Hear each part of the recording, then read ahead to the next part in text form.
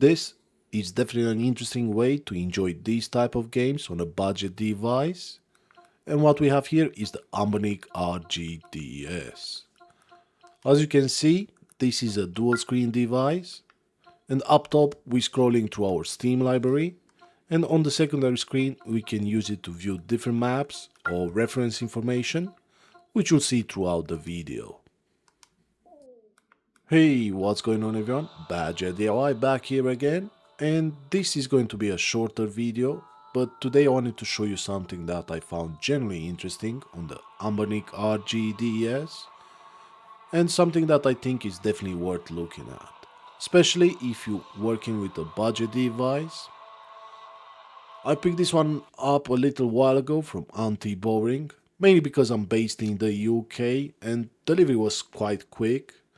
It arrived within 2 days, everything showed up as expected, and overall the buying experience was straightforward. As always, ordering direct is usually the best option, but this was my experience, and I still recommend doing your own research before picking up any device, whether it's budget friendly or more high end. Now, before we get into gaming side of things, I really want to show you something small but useful. I actually 3D printed a grip from my Anbernic RG DS, and I printed this using my Creality printer with generic black PLA, and I can honestly say it does make a difference here. Having a grip like this makes the device more comfortable to hold, especially during longer sessions, and overall it just makes the RGDS feels, better in the hand.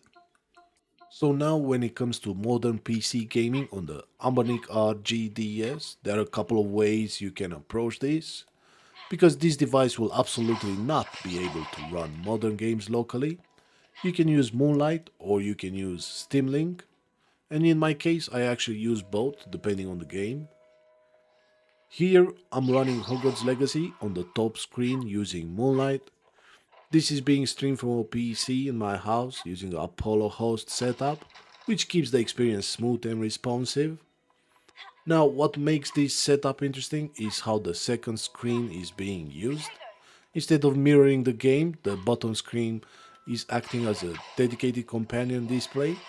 So on the bottom screen, I got the Hogwarts Legacy map open, showing different points around the map, but you can also have different floors, flame locations, spell references, and puzzle information, which makes exploration a lot smoother overall.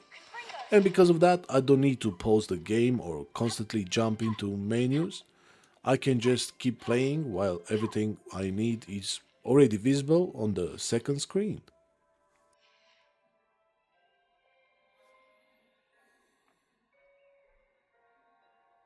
Next up, we have Cyberpunk 2077, and this time I'm using Steam Link. And to be honest, it's still impressive seeing Cyberpunk running like this on the RGDS, even though all the heavy lifting is being done by the PC.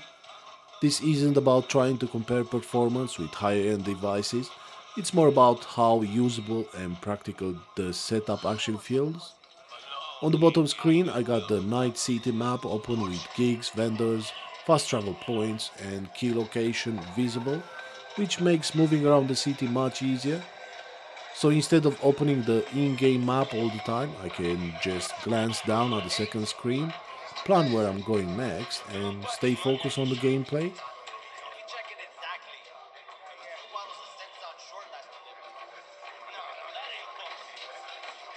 And the final game I want to show here is The Witcher 3, again using Steam Link.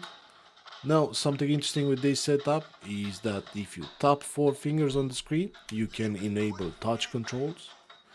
When you move the device, the camera moves as well, so it almost works like a basic gyro setup. It's not something you use all the time, but it's still a nice extra to have. And on the bottom screen, I'm running the bestiary, showing monster weaknesses, recommended oils, potions, and preparation tips, which actually fits the game really well. Because of that, it feels more like preparing for a contract rather than pausing the game, and it keeps the overall experience more immersive.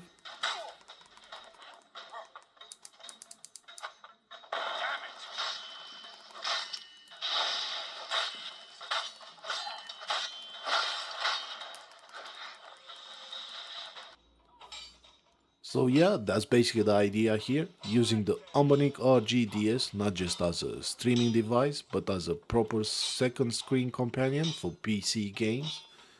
It might not be the most powerful setup here, but for what it is, it actually works really well. Now, would you use this Anbernic RG DS like this, or is this a hard pass for you? Do let me know what you think in the comments. And if you enjoyed this video, it would really help if you drop a like and consider subscribing for more builds and setup like this. As always, thanks for watching, and I'll see you in the next one.